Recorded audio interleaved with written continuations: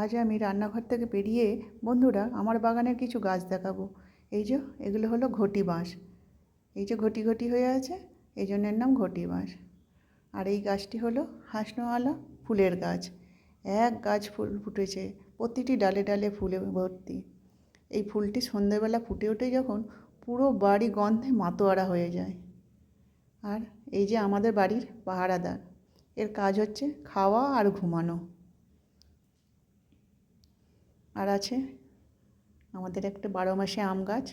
এত শীতেও কত আম হয়েছে। এই যে এক থলা আম, এটা কাছে ছিল তাই দেখালাম। এই যে আর আমার কাঞ্চন গাছে একটি ফুল ফুটেছে।